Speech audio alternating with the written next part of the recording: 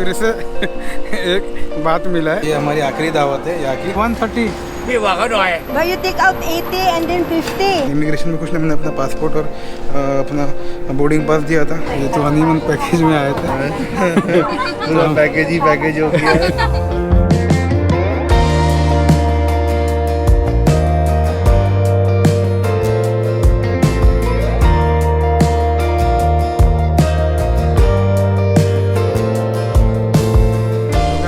चल ही रहे थे कि जिन को फिर से एक बात मिला है। I always find money, guys. Yeah. I am so lucky. Then I'll give it again to someone. तो अभी एक बात मिला है, पिछली बार भी 20 बात मिला था जिन को, तो हम लोग ने दे दिया था, गरीब आंटी को दिया था। तो इस बार भी एक बात मिला है, तो देखते हैं किसको ना किसको दे ही देंगे गरीब को। मतलब एक बात में मुझे नहीं लगता कुछ होगा, लेकिन ठीक है, मिला है तो दे देंगे। आपको स्टोरी बताता हूँ कि हुआ क्या है होटल में।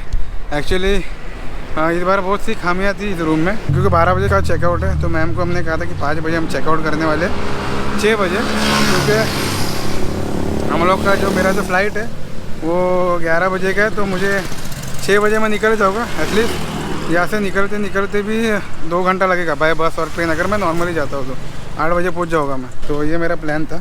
तो मैम ने कहा कि नहीं, आपको तो पे करना पड़ेगा। तो मैंने कहा यार पे अभी, मुझे लगा चलो आधा शायद ले लेगी वो, लेकिन उन्होंने इंक्वायरी की, अंदर जाके कुछ बात की और फिर कहा 400 बात ही देना पड़ेगा आपको और 5 बजे चेकआउट करना पड़ेगा। तो क्योंकि जिन को बाहर जाना नहीं था, धूप भी बहुत ज़्यादा थी, तो मैंने कहा चलो ठीक है ले लो आप, और क्या कर सकते हो। क्योंकि और उन्होंने कहा कि रूम पूरा बुक हो गया, रूम नहीं है, फिर भी मैं आपको दे रही हूँ 5 बजे तक। तो मैंने कहा चलो ठीक है। फिर बाद में मैं जाके चेक किया, प्रिंट आउट निकालने के बाद जाके चेक किया मैंने, तो पता चला कि रूम तो खाली है और 400 बात में मिल रहा है अगले दिन का। तो मैं कुछ बोला नहीं, मैं बोला अभी जाने के टाइम पे बोलूँगा मैम को। लेकिन बोलने से पहले ही मैम ने जो 400 बात लिए थे वो रिटर्न दे दिए। मतलब उनको शायद लगा होगा कि वो जो कर रही है वो गलत कर रही है, और फिर इसलिए उन्होंने सॉरी कहा और दे दिया 400 बात स्माइल के साथ। तो ऐसा होना भी चाहिए, अपनी गलती एक्सेप्ट किया मैम ने। शी एक्सेप्टेड अ फॉल्ट, उन्होंने पूरा 400 बात दे दिया और सॉरी भी कहा। तो ठीक है, अच्छा लगता है अपनी गलतियाँ आप एक्सेप्ट करते हो। तो मैम का प्रॉब्लम यही था कि मतलब हर चीज़ में अगर आप पैसे करते रहोगे तो सही भी नहीं लगेगा। तो हो देखो वहाँ पे कैमरे में देख रहे, और तो वहाँ पर पूरे बस में सब हाय हेलो कर रहे स्टूडेंट से। तो अच्छा लग रहा है मुझे, बस में से हाथ दिखा रहे थे, इसलिए मैंने कैमरा दिखा दिया। खैर, तो अच्छा लगता है जब आप अपनी गलती एक्सेप्ट करते हो। तो मैम ने तो एक्सेप्ट किया, लेकिन मैम के यहाँ पर यार रूम अच्छे है। पहला वाला जो रूम था ज़बरदस्त था, मज़ा आ गया था, लेकिन इस बार थोड़ा ठीक नहीं था और मैम को भी पता था ही, इसलिए मैम ने सॉरी भी कहा और पैसे भी नहीं लिए 400। तो थैंक्स टू मैम, हमें भी शुक्रिया करना ही चाहिए। तो अभी बस पकड़ने का टाइम तो आ गया, लेकिन ऐसे पूरा खाना खा लेता हूँ और जिनको भी खाना खिला देता हूँ, और फिर यहाँ से निकलूँगा सीधा एयरपोर्ट के लिए। अभी मैं खाऊँगा कि नहीं मुझे पता नहीं, क्योंकि मुझे थोड़ा उल्टी का इशू है, आ रहा है अभी फ़िलहाल उल्टी जैसा। तो देखते हैं, लेकिन जिनको एटलीस्ट खिला दूँ तो वो एटलीस्ट खुश हो जाएगी। You want to eat food? We try to eat the KFC. Huh? We try to eat KFC. Yeah. So because she gave back the 400, we can buy food, nice food. It was a decent way to say goodbye. Decent way to say goodbye in the end, right? Then she said that I hope you come back again. Yeah. She उन्होंने said like that. कहा, जाहिर सी बात है ना कि वो चाहेंगे कि आप वापस आओ, खुशी से जाओ और खुशी से वापस आओ। So nice, we can come back again. देखेंगे अगली बार। We'll see next time which room are we going to get. ये हमारी आखिरी दावत है यहाँ की। This is the final food. Final food. Yeah. At least And the bigger one. And the bigger one. At least yummy, na? Yeah, yummy or yummy. Yummy and the best one. Always eating noodles. Noodles, bread. तो एक burger था, वो तो खा लिया मैंने। उसके बाद याद आया मुझे कि यार मुझे तो बताना था आपको। तो ये सब 198 बात का पड़ा है, यानी 450 का पड़ा है खाना। जाहिर सी बात है KFC में खाना खा रहे तो महंगा ही पड़ेगा, लेकिन जिनकी इच्छा थी कि जाते टाइम कुछ ज़बरदस्त खाए, क्योंकि पैसे मिलेंगे ना वापस से, Yeah, you got the money Yeah. from there. I got money 400, Yeah. so I eat nice food now. Yeah. तो बस अभी खाएंगे और अच्छा खाना खा रहे हैं। मेरा मन नहीं था लेकिन अभी अच्छा लग रहा है खा के। और ये अपने लिए एक ऑर्डर भी करके लेके जाएगी ऐसे, मतलब टेक अवे ऐसे, मतलब एक बर्गर वगैरह कुछ लेके जाएगी, क्योंकि एयरपोर्ट पे काफ़ी महंगा मिलता है। जैसे वियतनाम से आई थी तो कुछ 1200 का 1400 का एक बर्गर लिया था इन्होंने वियतनाम के एयरपोर्ट से, तो बहुत महंगा पड़ा था। इसलिए अभी यहाँ से लेके जाएगी ये, क्योंकि ये एयरपोर्ट पर ही रहने वाली है 7 घंटा। इनको मैंने कहा था कि होटल में रहो, लेकिन इन्होंने कहा कि नहीं, मैं तो साथ में ही चलूँगी, क्योंकि मुझे अकेले डर लगेगा फिर आने के लिए। तो मैं तो 8:30 बजे की मेरी 11 बजे की मेरी फ़्लाइट है, तो मैं तो 8:30 को चेकिंग कर लूँगा और फिर अंदर चले जाऊँगा। ये एयरपोर्ट पर ही बैठी रहेगी, क्योंकि इनका फ़्लाइट है कल है 27 तारीख को सुबह 7 बजे। तो इनका जो चेक इन होने वाला है वो 4 बजे के आसपास होगा, तो 4 या 5 बजे के आसपास होगा। और फिर ये भी चली जाएगी सिंगापुर, लेकिन ये मेरे से पहले पहुँचेगी, क्योंकि ये सीधा अपने सिंगापुर उतर के सीधा घर चली जाएगी। मुझे तो कोलकाता उतरने के बाद फिर ट्रेन पकड़ना है दोपहर का, और फिर जाना है मुंबई। यानी मैं अगले दिन पहुँचूँगा मुंबई, यानी सैटरडे के रात को मैं 11 बजे पहुँच जाऊँगा। काफ़ी लंबा जर्नी होने वाला है मेरा, लेकिन अच्छा लगा। थाईलैंड में मज़ा आ गया यार, हिचहाइक करके बहुत मज़ा आ गया। The people we met during a journey वो awesome, right? They are very nice, very awesome family, and we are very happy. We are enjoying so much our trip. So next time we will come back again. तो guys अभी हम लोग KFC से बाहर निकल चुके हैं, taxi book कर दी हम लोग ने। तो अभी देखते हैं टर्मिनल 1 डिपार्चर। पहले चला गया था तो 300 में हो जाता बात, लेकिन ठीक है, क्योंकि हम लोग को रुकना भी था और 48 बाद ज़्यादा जा रहा है, ठीक है।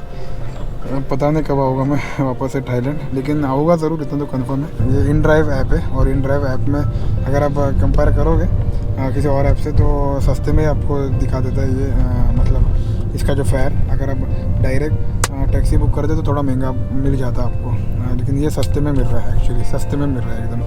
तो ये मुझे एक इंडियन नहीं बताया था यहाँ पर जब मैं आया था, मुझे उनका नाम नहीं पता, लेकिन इंडियन अपने मतलब भाई ने ही बताया था, एक इंडियन भाई ने बताया था मुझे जब मैं पहले दिन आया था तब भी। तो अच्छा, उनकी वजह से मुझे मतलब बढ़िया आइडिया मिल गया InDrive का। तो InDrive ऐप ज़रूर डाउनलोड करना आप जब भी थाईलैंड में आते हो तो, या थाईलैंड आने से पहले डाउनलोड करना, ताकि कभी आपको टैक्सी भी लेना पड़े। 4 लोग हो तो फिर टैक्सी बुक कर लेना, सस्ते में काम हो जाएगा। आप 4 में जब डिवाइड कर सकते हो, तो बस में या MRT में जाने की ज़रूरत नहीं पड़ेगी। जैसे अभी हम लोग 2 है तो हम लोग 2 में डिवाइड कर, तो बेसिकली थोड़ा बहुत सस्ता ही, इतना मतलब महंगा नहीं पड़ सकता, थोड़ा बहुत सस्ता है ही हम दोनों के लिए।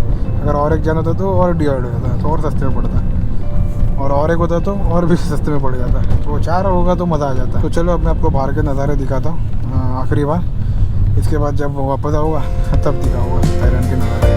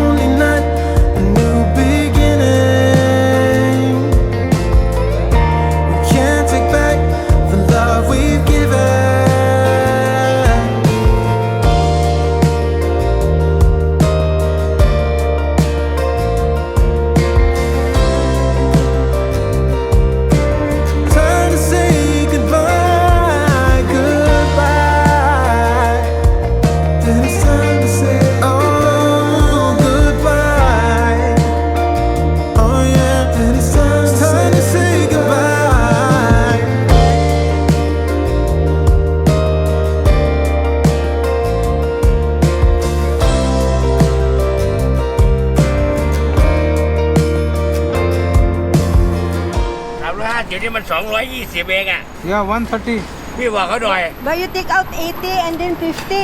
ค่าทางด่วนลูกค้าต้องจ่ายเองอ่ะค่าทางด่วนมัน2 ต่อ ค่าทางด่วนเท่าไหร่พี่จ่ายไป We booked 348, and then he took us 50 and then 80 Oh, baht. that one is for highway เออ the highway Yeah, but he did in the booking just only 348.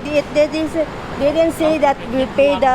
but if highway you have to เอ pay อ by ลูกค้าต้อง yourself จ่ายเอง But it's not in the booking, yeah. no it's not in the booking that one is extra airport पर आ गए हम लोग, लेकिन उसने 130 बात ज़्यादा लिया, क्योंकि वो हाईवे का जो टोल नाके का जो पैसे रहता है हमको ही देना पड़ता है। एयर होस्टेस भी थी, उन्होंने भी यही कहा कि हमें ही देना पड़ता है, तो खैर दे दिया मैंने। आपको बस यही बोलना चाहूँगा कि जब भी आप आओगे ना, तो टैक्सी से तो हाईवे से मत आना, उनको बोलना भाई हाईवे से मत लेके आना, लॉन्ग कट चलेगा लेकिन हाईवे से मत लेके आना, नहीं तो वो पैसे आपसे ही निकालेंगे, right? Yeah, be aware guys, if you book a Grab guys, it's not true that you only, what is the amount it shows in the booking, it's not true. You need to pay also the Toll money. So be aware like that because so many scammer here in Thailand. अभी आराम से check in करूँगा, 7 बज गए अभी फ़िलहाल, तो शायद 8 बजे चेक इन शुरू हो जाएगा, तो 8 बजे चेक इन करूँगा, तब तक मैं और जिन साथ में ही रहेगा।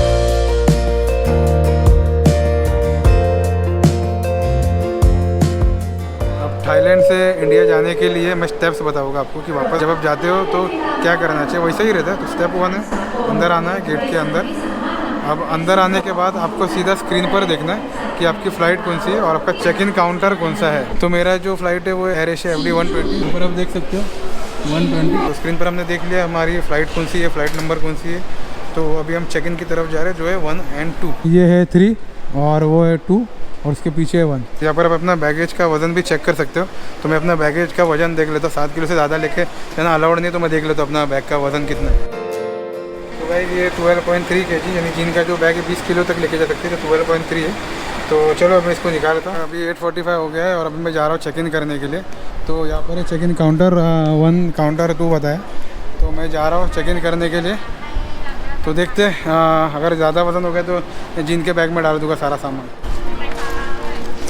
स्वादिका कोलकाता इंडिया या नो तो बस RT-PCR टेस्ट पूछा उन्होंने और कुछ नहीं पूछा। RT-PCR रिपोर्ट पूछा था उसने और कुछ नहीं पूछा। तो अब मुझे जाना है पीछे इमिग्रेशन करने के लिए। तो इमिग्रेशन और सिक्योरिटी चेक होने वाला है, तो अब देखते हैं सबसे पहले क्या होता है, उसके हिसाब से फिर मैं आपको बताऊँगा। तो इमिग्रेशन और सिक्योरिटी चेक में मैं वीडियो नहीं बना सकता हूँ, वो दोनों क्लियर करने के बाद मैं आपको बताऊँगा कि सबसे पहले क्या हुआ था। तो पहला step entry, second step check in और थर्ड क्या होगा सिक्योरिटी चेक या इमिग्रेशन, वो तो मैं आपको बाद में ही बताऊँगा। तो हाउ यू फीलिंग?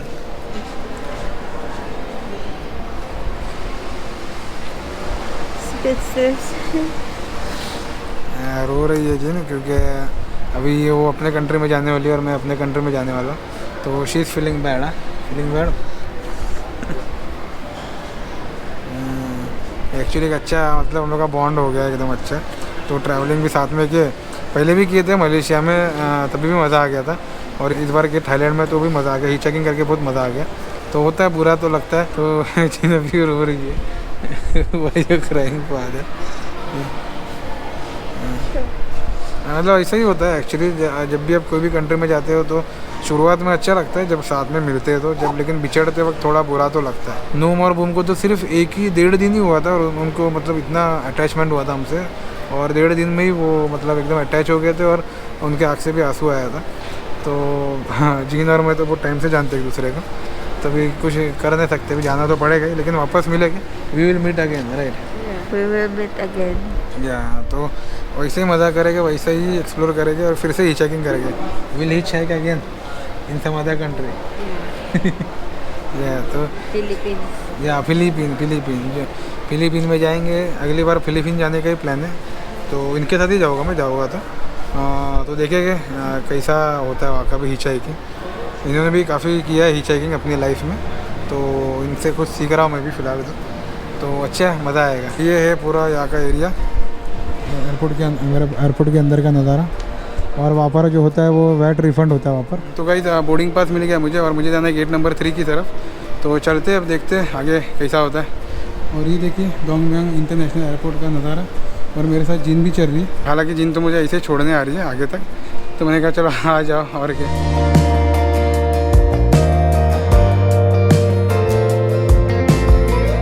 गाइस ये आप गेट देख रहे हो 1 to 7 और 11 to 15। तो 1 to 7 दिखा रहा है लेफ़्ट साइड में, तो मैं जा रहा हूँ नीचे।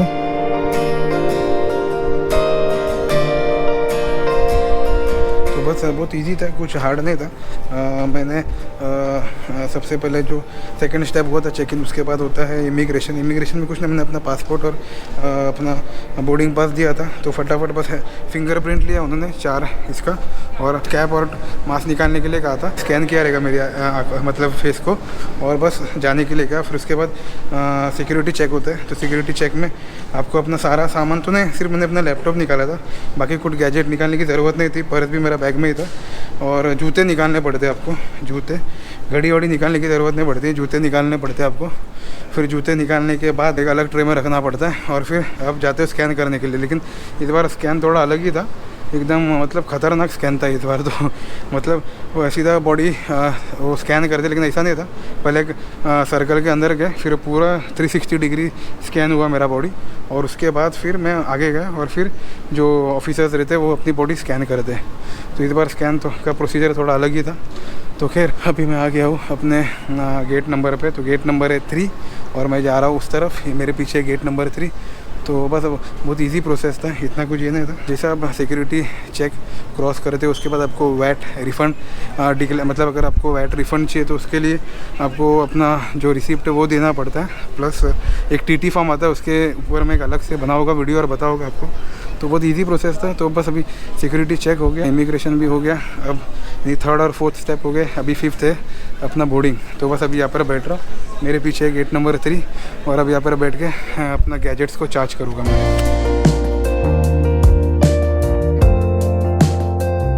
अभी बज रहे 10:25 और बोर्डिंग शुरू हो चुकी है। तो बस अभी मुझे वहाँ पर लाइन में जाके खड़े होना है और बस अपना पासपोर्ट और बोर्डिंग पास दिखाना है और बोर्ड करना है अपने फ़्लाइट में। 5वां स्टेप है वो है बोर्डिंग। तो चलिए अब देखते हैं कुछ और डॉक्यूमेंट्स पूछते हैं, मुझे तो नहीं लगता कुछ पूछेंगे, सिर्फ बोर्डिंग पास दिखाना है और अंदर घुसना है। तो चलिए अब जाता हूँ अंदर और फिर अंदर बैठ के आपसे बातें करता हूँ।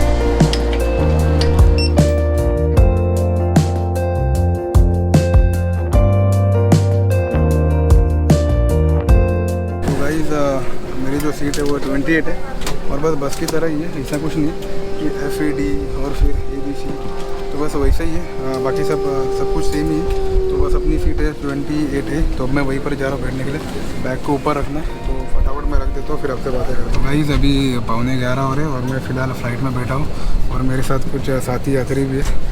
क्या नाम है आपका? ताज। ताज। और आपका? शिरीन। इधर पीछे भी एक है, एक बच्चू है हम लोगों का। पूरी फैमिली जा रही है क्या आपकी? नहीं, हम लोग हस्बैंड वाइफ हम लोगों को मिले हैं। अच्छा मिले है क्या? ओके। तो कितने दिनों के लिए आए थे आप? हम हफ्ते दिन के लिए आए थे, हफ्ते के लिए घूमने के लिए? Honeymoon package. अच्छा हनीमून पैकेज, सही है सही है। वाइफ के साथ आए। अच्छा ये तो हनीमून पैकेज में आए थे। पूरा पैकेज ही पैकेज हो गया है।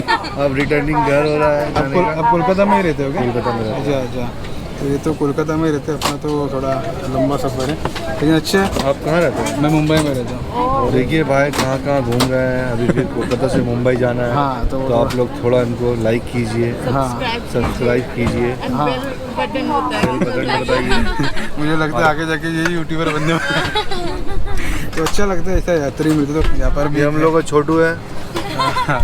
तो ये ट्रेन में हमेशा मैं कहता हूँ कि जब भी आप अकेले जाते हो तो जब बाहर निकलते तो फैमिली बन के निकलते। फ्लाइट में वैसा नहीं रहता, फ्लाइट में सब शांति रहते, लेकिन जब ऐसे यात्री मिलते हो तो टाइम पास हो जाता है, तो अच्छा लगता है। तो चलो अभी शायद 4-4.5 घंटे का ट्रैवलिंग रहेगा, फिर वहाँ से मुंबई निकलूँगा मैं और फिर वापस से एक नया ट्रिप शायद 3-4 दिन में ऐसे करेंगे। तो चलो जब तक मैं आपको बाहर के नज़ारे दिखाता हूँ कैसे।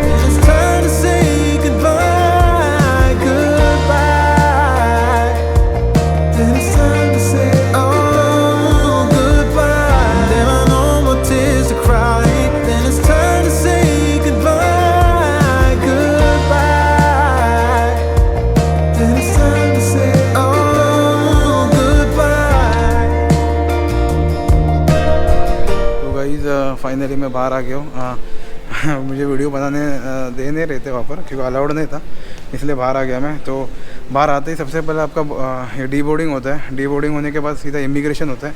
इमिग्रेशन में कुछ नहीं, सिर्फ मैंने अपना पासपोर्ट और बोर्डिंग पास दिया था और बस स्टैम्प वैम्प मार के बस फेस स्कैन किया और भेज दिया। फिर अब बाहर आ गया हूँ। बाहर आते ही जो अगला स्टेप होता है वो है बेल्ट पर, या आपका अगर चेक इन बैगेज है तो यहाँ से आप कलेक्ट कर सकते हो। नहीं है मेरी तरह नहीं है तो फिर सीधा एग्ज़िट। तो अब मैं सीधा एग्ज़िट करने वाला हूँ और बस हो गया, कोलकाता पहुँच गया। आधा घंटा पहले ही पहुँचा दिया, मतलब 20 मिनट पहले ही पहुँचा दिया। अब बस सीधा एग्ज़िट यहाँ से बाहर, और बाहर जाके अब देखते हाँ कौन से होटल में रहना है कुछ पता नहीं, क्योंकि मेरी 2:15 बजे की ये ट्रेन है। तो देखते हैं अभी ये है चेक इन बैगेज, अगर आपका है तो यहाँ से आप कलेक्ट कर सकते हो। मेरा नहीं है तो मैं अब सीधा बाहर जा रहा हूँ। तो गाइस बाहर आ गया हूँ मैं। अब बस हो गया मेरा थाईलैंड का ट्रिप ख़त्म। अब नया ट्रिप शुरू। अब अब देखते कौन सी कंट्री जाना है। सोचा तो हूँ मैंने पहले से ही कौन सी कंट्री जाना है, लेकिन अब देखते क्योंकि बैक टू बैक ट्रैवल करा तो सारा वारा बहुत दर्द देने लग गया मेरा। तो अब देखते यार, मतलब एकदम ताकत नहीं है अब मेरे इसमें घूमने की फ़िलहाल के लिए। तो थोड़ा दिन आराम करूँगा और फिर ट्रैवल करना शुरू करूँगा मैं। तो फ़िलहाल तो देखता हूँ मैं कैब बुक करता हूँ और फिर यहाँ से सीधा बाहर निकलता हूँ। और एक हॉस्टल बुक किया मैंने, तो बहुत ईजी स्टेप था थाईलैंड का। जैसे थाईलैंड में आप आते हो तो सबसे पहला जो रहता है वो एंट्री, दूसरा रहता है चेक इन, तीसरा रहता है इमिग्रेशन, चौथा रहता है सिक्योरिटी चेक, और फिर पांचवा रहता है बोर्डिंग, और छठा रहता है डी बोर्डिंग, और फिर सातवां रहता है सीधा बाहर निकल के इमिग्रेशन। और अगर आपका चेक इन बैगेज है तो फिर 8वां स्टेप रहेगा आपका चेक इन बैगेज, नहीं है तो सीधा 7वें स्टेप के बाद आपका सब खत्म हो जाएगा। अगर है तो फिर 8वां स्टेप रहेगा चेक इन बैगेज, और फिर एग्ज़िट करके आप सीधा बाहर आ जाते हैं। तो बहुत ईजी था, मतलब इतना कुछ ये नहीं था। और थाईलैंड में सब कुछ नॉर्मल ही, इतना कुछ ये नहीं है। तो चलो अब मैं जाता हूँ यहाँ से, टैक्सी बुक करता हूँ या ओला बुक करता हूँ, कुछ भी बुक करता हूँ, लेकिन यहाँ से पहले बाहर निकलता हूँ। चलो बाय। Thailand. Okay. खापन खाप, Yes, okay. खापन खाप, खापन खाप। He's good in making mutton biryani. Right. Yeah. And I'm good in eating that. I'm struggling this. मैं आपसे विनती करके बुलाता हूँ आप लोग को कि मौका मिले तो कोलकाता एक बार घूम के जाइए। तो गाइस अभी हम लोग जा रहे हैं अपने taxi driver hello fix pick check okay okay. We made it again. สวัสดีครับผมฟุตบอล thank you. आपको तो मैं जानती हूँ आप नहीं बोलोगे तो मैं जानती हूँ। Thank you so much. Thank you. खापन खाप, खापन खाप। कुछ गाना आना चाहिए तो बता दो। आज का शेफ मैं हूँ। ये पूरी फैमिली। जब भी किसी कंट्री में जाते हो तो उसको जियो, मतलब कि वहाँ का कल्चर को अब देखो, समझो का कल्चर कैसा, सब देखना चाहिए और अच्छे से एक्सप्लोर करना चाहिए, आराम से एक्सप्लोर करना चाहिए। गाय गाय करके कुछ मतलब नहीं है, और मैं तो वैसे ही करता हूँ।